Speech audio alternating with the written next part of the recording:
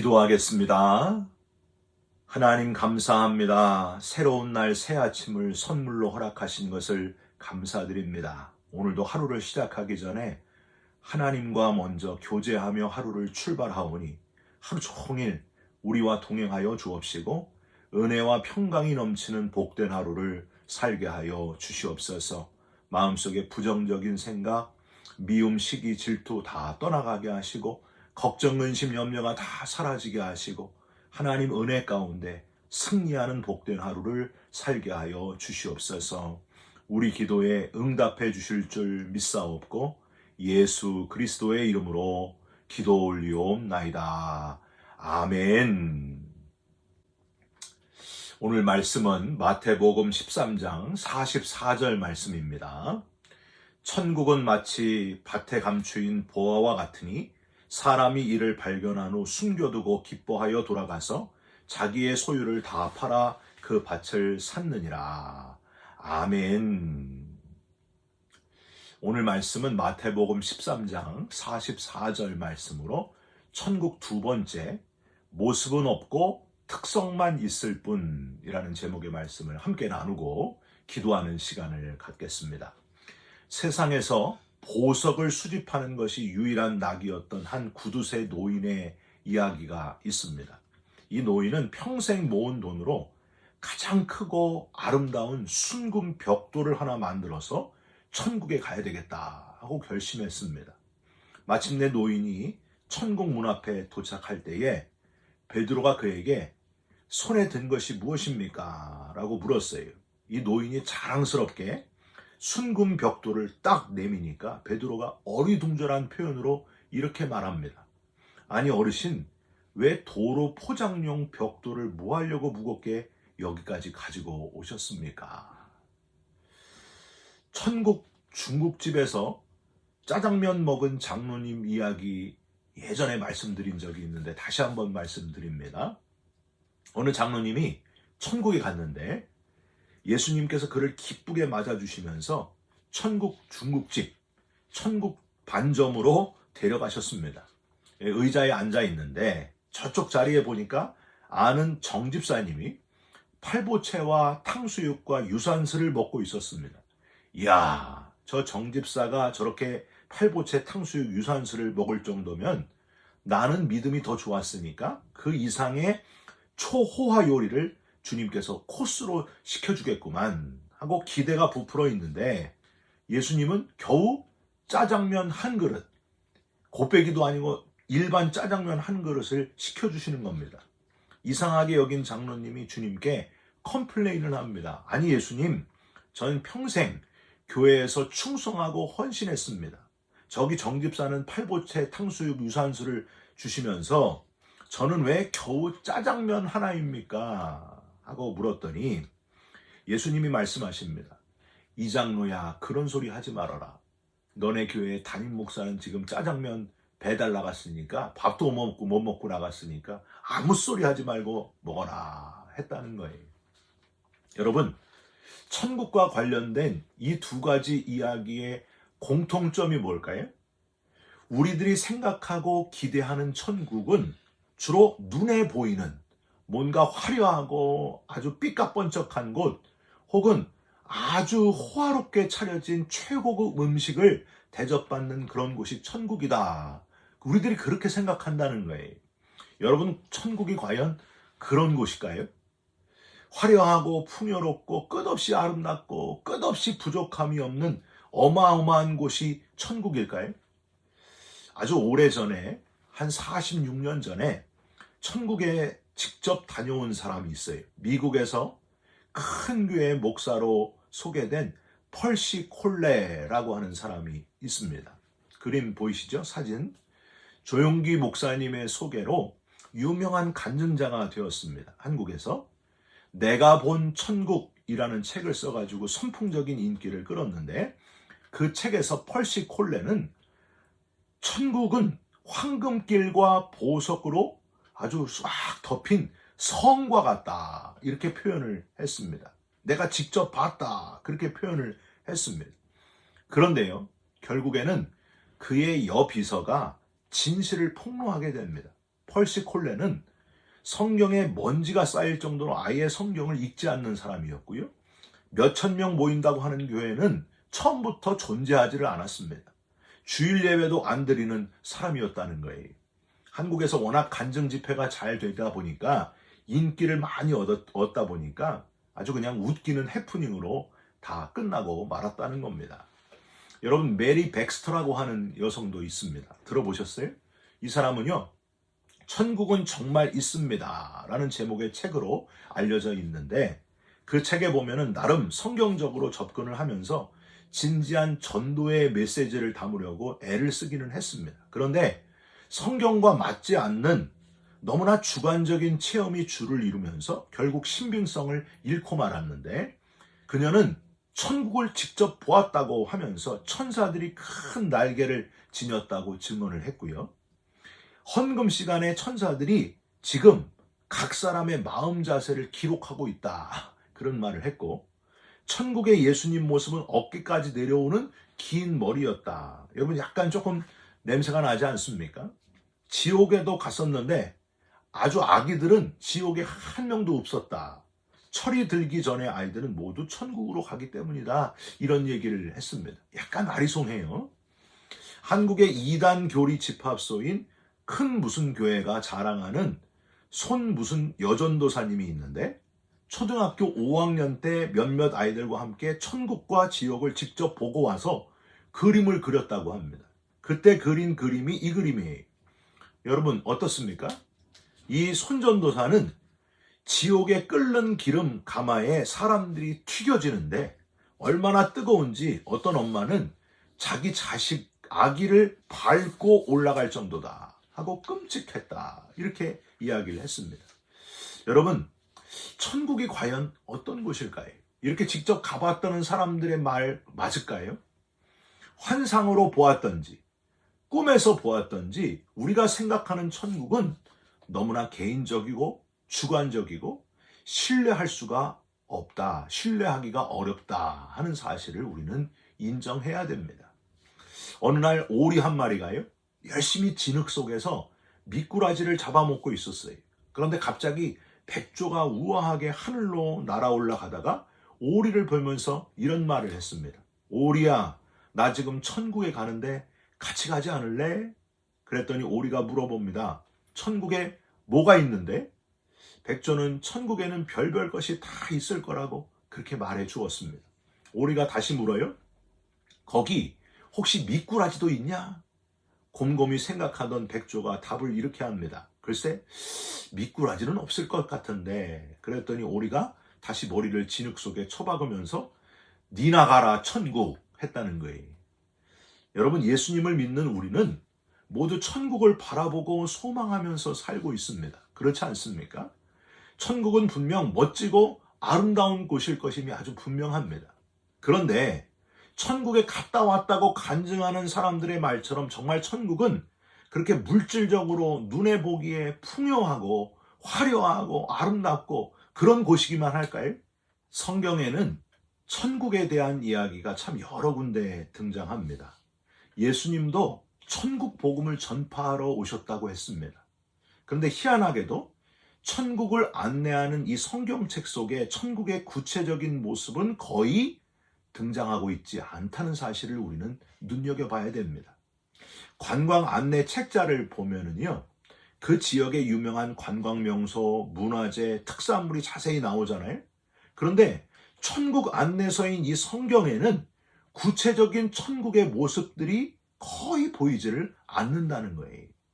많은 사람들이 요한계시록 21장 9절 이하의 말씀을 보라고 하면서 사도 요한이 환상 중에 본 12진주문의 성을 천국의 모습인 것 같다 하고 생각을 합니다. 그런데요, 엄밀하게 말하면은 요한계시록 21장 9절 이후의 환상은 천국의 그런 물질적인 모습이 아니고 신부 곧 어린 양의 아내하고요, 거룩한 성 예루살렘을 상징적으로 표현한 것일 뿐입니다. 그래도 그 외에는 성경 가운데 천국에 대해서 눈에 띄는 모습이 다른 게 없기 때문에 우리는 성의 그 겉모습, 성과 그리고 문과 길, 생명수 강과 생명나무가 천국에 있겠구나 하고 상상을 하게 된다는 거예요.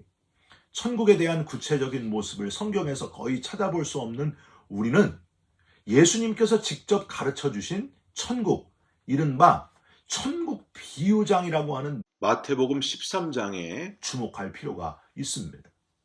분명한 것은 예수님은 이 본문에서 마태복음 13장에서 눈에 보이는 천국이 아니고 천국에 대한 특성, 특징만을 말씀하셨다는 사실입니다. 그 특성들을 잠깐 같이 살펴보면서 저와 여러분의 천국관이 좀 바뀌었으면 좋겠습니다. 그저 눈에 보이는 천국의 어떤 모습이 아니고 화려하고 아름답고 그런 모습을 사모하고 상상하는 게 아니고 천국의 특성에 맞는 그리스도인, 예수님이 말씀하신 대로 그 특성에 맞는 진짜 천국을 사모하는 자로 살아가시기를 주님의 이름으로 부탁드립니다. 첫 번째로 예수님은 천국을 총 7가지 비유로 말씀하셨어요. 3절에서 9절에 씨 뿌르는 비유로 말씀하셨습니다. 4개의 밭이 있고 옥토 마음이 돼야 된다. 마음이 옥토가 돼야 된다. 그런 말씀하셨고요. 24절에서 30절에는 곡식과 가라지의 비유를 말씀하시면서 최후 심판 때 가라지는 불에 탄다. 그런 말씀을 하셨습니다. 31절과 32절은 겨자씨 비유를 말씀하시면서 작은 믿음이라도, 겨자씨만한 믿음이라도 너희가 없느냐 하고 질책하셨습니다. 33절에는 누룩의 비유를 말씀하시면서 시작은 작지만 거대하게 성장한다. 그렇게 알려주셨습니다. 44절에는 밭에 감추인 보화 비유를 말씀하시면서 천국은 모든 것을 투자할 만큼 값진 것이다 하고 표현하셨고, 45절에는 진주를 구하는 장사 비유를 말씀하시면서 역시 천국은 모든 걸 투자할 만큼 진짜 값진 것이다. 그렇게 말씀하셨습니다. 마지막으로 47절에서 50절에 보면 물고기 잡는 그늘 비유를 말씀하시면서 최후의 심판 때에 못된 물고기는 불에 타고 만다. 그런 표현을 말씀하셨습니다. 다 보세요. 천국 모습이 있어요, 없어요? 없습니다. 모습이 표현되어 있지 않습니다. 전부 다 특성들만 표현되어 있습니다. 이거를 요약하면은 마음을 잘 지키고 믿음을 잘 지키고 성장해서 반드시 오게 될 마지막 심판을 대비하라, 예비하라, 이렇게 요약할 수 있겠습니다. 이게 바로 주님이 말씀하신 천국 비유에 대한 요약의 말씀입니다. 그런데 제자들은 너무 궁금해서 주님께 다시 물어봐요. 예수님, 왜 천국은 이렇다 저렇다 천국의 모습을 알려주지 않으십니까? 마태복음 13장 10절에 어찌하여 그들에게 비유로 말씀하시나이까 하고 질문하니까 예수님은 아주 결정적인 답을 말씀하십니다. 마태복음 13장 13절이에요. 그러므로 내가 그들에게 비유로 말하는 것은 그들이 보아도 보지 못하며 들어도 듣지 못하며 깨닫지 못함이니라. 답답한 예수님의 마음이 표현되어 있어요. 16절도 보세요. 그러나 너희 눈은 봄으로 너희 귀는 들음으로 복이 있도다. 여러분, 이 13절과 16절이 같은 청중에게 하신 말씀이 아니에요. 앞에 13절은 개역 성경에는 그들에게가 아니라 저희라고 표현했습니다. 그러므로 내가 저희에게 비유로 말하는 것은 이렇게 표현했고요. 뒤에 16절은 대상이 너희입니다. 그러니까 13절에 그들이나 저희는 마음이 완악해진 사람들, 복음을 아무리 전해도 마음이 완악하여 듣지 않는 이들은 천국에는 관심이 없고 미꾸라지에만 관심이 있는 오리 같은 그런 이들이고, 뒤에 16절은 복음을 듣고 겸손히 받아들이면서 깨닫고 주님 곁에서 말씀을 사모하는 그 제자들의 모습을 칭찬하시면서 하신 말씀입니다. 비유라는 방법을 써서 인상적으로 머리에 깊이 새겨지도록 말씀하시면서 이렇게 이해가 쉽도록 머리에 남도록 비유로 강하게 전하는 메시지를 듣고도 마음을 열지 않는 자들은 천국에 들어가기가 어렵다, 불가능하다. 천국은 그런 비밀한 것인데 듣고 깨달은 이는 천국에 들어가게 될 거다. 천국은 비밀이요 신비다 하시는 표현이었습니다. 마태복음 13장 11절을 한번 보세요. 대답하여 이르시되 천국의 비밀을 아는 것이 너희에게는 허락되었으나 그들에게는 아니 되었나니 아무리 알려줘도 천국은 마음을 여는 자들에게만 받아들여고 믿는 자들에게만 천국이 믿어지고 복이 되고 그들에게 오는 축복이 된다는 거예요. 여러분, 이 그림을 혹시 아십니까? 맹인모상, 군맹무상이라는 이름의 그림인데요. 한번 보세요.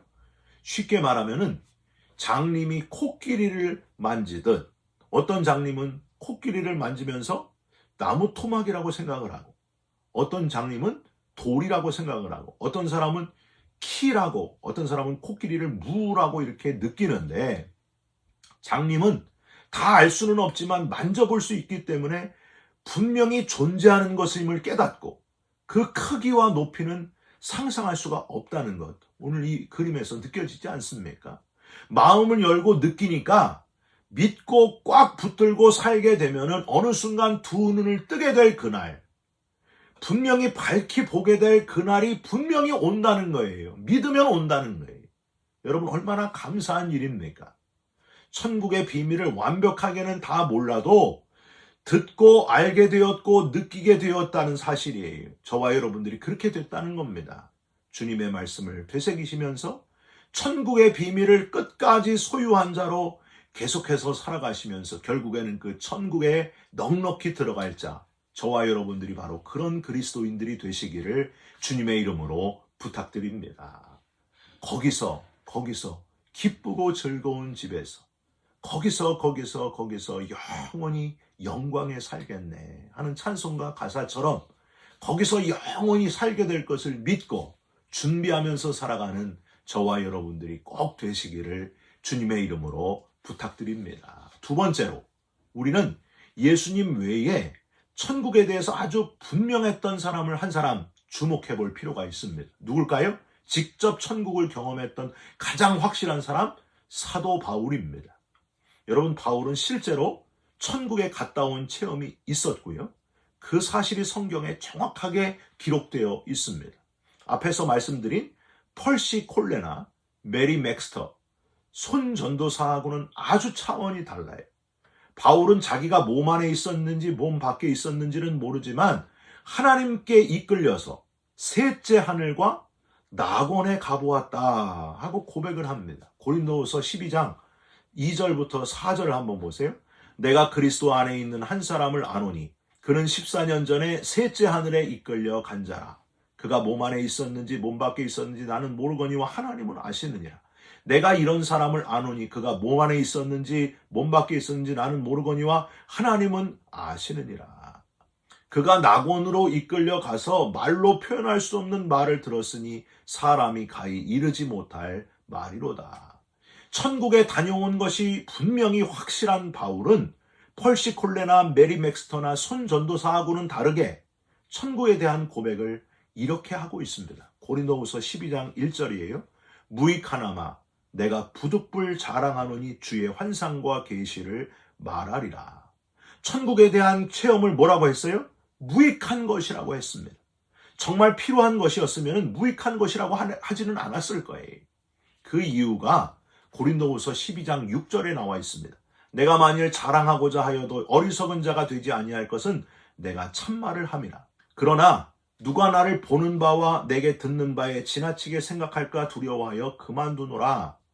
내가 참말을 함이라. 즉 내가 천국에 갔다 온 건 분명한 사실이다. 그런데 내가 만일 자랑하고자 하여도 어리석은 자가 되지 아니할 것은 즉 이 천국 갔다 왔다는 것이 내 자랑이 되면은 나는 어리석은 자가 될 것이 분명하기 때문에 내가 영광을 받을까 봐 두렵다. 내가 영광을 받을 존재가 아니다. 오직 영광 받으실 분은 하나님 한 분뿐이시기에 그 영광이 조금이라도 내게 돌아올까 봐 두렵다 하는 표현을 하고 있습니다. 여러분, 사도행전 3장에 보면요, 베드로와 요한이 안전뱅이를 일으킨 다음에 뭐라고 해요? 사람들이 막 주의를 집중하니까 하나님이 하신 일을 왜 우리 개인이 한 것처럼 우리에게 주목하느냐, 그렇게 선포합니다. 우리들이 한 게 아니라는 거예요. 사도행전 14장에는 바울과 바나바가 루스드라의 안전뱅이를 일으켜 세우잖아요. 사람들이 놀라가지고 스스다, 험에다, 제우스 신이다, 헤르메스 신이다 하고 막 높이려고 할 때 바울이 고백합니다. 어찌하여 이런 일을 하느냐? 우리도 너희와 같은 성정을 가진 사람이라. 신이 아니다. 우리가 주인공이 아니다. 오직 주인공은 하나님 한 분뿐이시다. 하나님이 이 안진뱅이를 일으키신 거다. 우리가 아니다. 사랑하는 성도 여러분, 천국의 비밀을 아는 자의 모습이 바로 이러하다는 거예요. 그러니까 천국을 소망하는 자는 내가 주인공이 아님을 깨닫고 오직 하나님께 집중하는 자. 내 이름이 아니라 내 영광이 아니라 하나님의 영광, 하나님의 관심인 오직 영혼 구원에 있다는 사실입니다. 사람이 높아지는 게 아니고 하나님만이 영광 받으시옵소서, 그 목표를 가지고 살아간다는 거예요. 그게 바로 천국을 마음에 품은 자의 마음이라고 하는 겁니다. 여러분, 오늘 우리가 읽은 본문 마치 밭에 감추인 보화와 같은데, 천국은 이를 발견한 사람은 자기의 소유를 팔아 그 밭을 사고 맙니다. 여러분, 우리가 그랬으면 좋겠습니다. 천국의 비밀을 아는 자로, 정말 가장 중요한 것에 투자하는 자로 우리가 그렇게 살아갔으면 좋겠습니다. 기억할 것은 우리가 소망하고 우리가 기대하는 천국은 더 이상 눈에 보이는 화려한 곳, 황금 벽돌 이런 곳이 아니고, 우리가 다 알 수 없는, 그러나 느낄 수는 있는 분명하고 확실한 비밀이고 신비이고요. 우리가 할 일은 그 특성을 깨닫고 믿으면서 그날을 준비하면서 살면 된다는 거예요. 특히 다른 사람들의 마음이 열리도록 열심히 전하고, 내가 아니라 주인공은 오직 하나님뿐이심을 믿고 증언하면서 천국을 전하면서 천국의 비밀을 소유한 자로 영원한 하나님 나라에 이를 때까지 그렇게 살아가시기를 주님의 이름으로 부탁드립니다. 여러분, 천국은요, 분명히 우리가 상상하는 것 그 이상일 겁니다. 도적같이 알 수 없는 그날이 되면은 우리 눈이 다 활짝 열려서 그 비밀을 알게 될 겁니다. 지금 눈에 보이지 않지만 가장 확실한 비밀인 이 천국을 마음에 품고 우리가 할 일은 십자가의 사랑을 한 사람에게라도 열심히 전하면서 하나님을 높이며 하나님 주인공을 주인공 되게 하는 삶을 살아가시면서 정말 천국을 소유한 자의 삶을 살아가는 저와 여러분들이 꼭 되시기를 주님의 이름으로 축원드립니다. 기도하겠습니다. 기쁘고 즐거운 집에서 영원히 살게 될 것을 믿습니다. 우리가 상상하는 것 그 이상의 천국을 준비해 계신 것을 믿습니다. 눈에 보이는 천국의 모습이 아니고 주님께서 말씀하신 그대로 마음을 지키고 믿음을 지키며 다가올 심판을 준비하는 그리스도인으로 살아가게 하여 주시옵소서.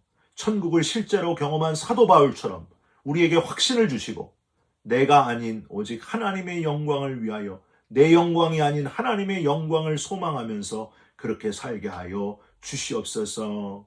나를 위해 예비하신 천국의 소망을 놓치지 않는 그리스도인 되게 하여 주시옵소서. 예수 그리스도의 이름으로 기도 올리옵나이다. 아멘. 하늘에 계신 우리 아버지여, 이름이 거룩히 여김을 받으시오며 나라가 임하시오며 뜻이 하늘에서 이루어진 것 같이 땅에서도 이루어지이다. 오늘 우리에게 일용할 양식을 주옵시고, 우리가 우리에게 죄진 자를 사하여 준 것 같이 우리 죄를 사하여 주옵시고, 우리를 시험에 들게 하지 마옵시고 다만 악에서 구하옵소서. 나라와 권세와 영광이 아버지께 영원히 있사옵나이다. 아멘. 사랑하는 성도 여러분, 천국의 모습, 화려한 모습, 그런 데 관심 갖지 말고요, 주님이 하신 말씀대로 천국의 특성을 잘 파악하고 준비하면서 열심히 살아가시기를 주님의 이름으로 부탁드립니다. 여러분 사랑합니다. 축복합니다. 감사합니다.